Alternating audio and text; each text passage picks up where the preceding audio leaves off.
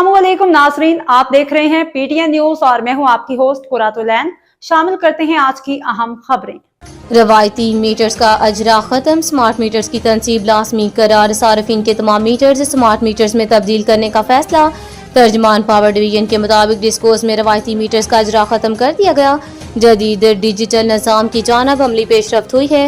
3 phase सार्फिन के तमाम metres मरहलावार smart meters में तब्दील करने का फैसला कर लिया गया।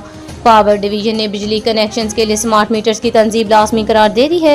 स्मार्ट मीटर्स की तंसीब से रिकवरी में बेहतरी और नुकसानात में कमी मुतवक्के है।